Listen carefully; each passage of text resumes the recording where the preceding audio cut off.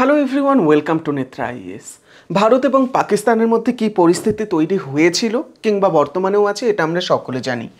But আমাদের আজ থেকে 12 থেকে 13 দিন পরেই ইউপিএসসি সিএসসির প্রিলিমস, এবং যেহেতু সিজফায়ার হয়ে গিয়েছে মোস্ট প্রবাবলি 25 তারিখেই এক্সামটা হয়ে থাকবে, এবং আগামী 2-3 দিনে তোমরা কিন্তু তোমাদের যে অ্যাডমিট কার্ড আছে সেটাও পেয়ে যাবে।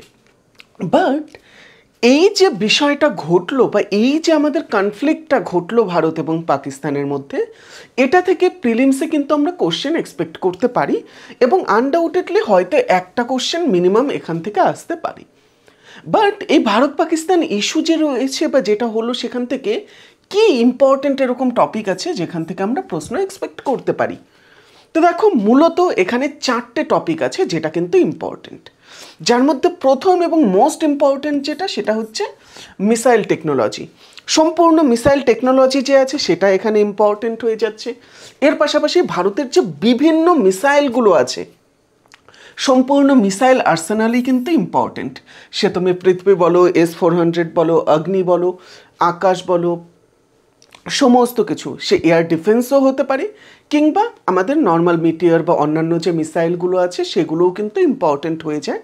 এই ক্ষেত্রে মাথায় রাখবে কোনটা এয়ার টু এয়ার, কোনটা সারফেস টু এয়ার, কোনটা এয়ার টু সারফেস, এই সমস্ত কিছুগুলো কিন্তু একটু মাথায় রাখতে হবে।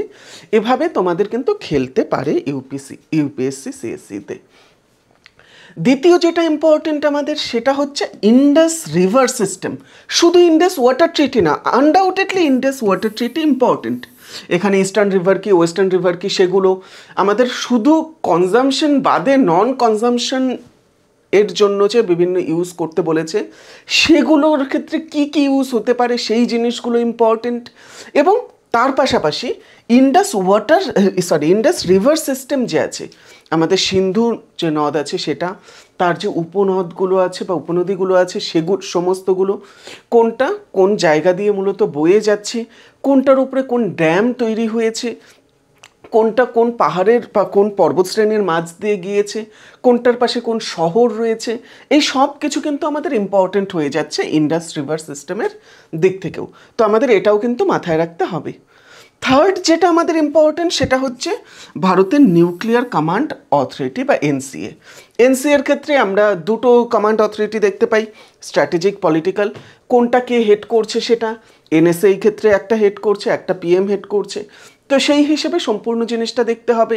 ইন্ডিয়ান নিউক্লিয়ার ট্রায়াড যে আছে সেটা কি, সেই জিনিসটা দেখতে হবে।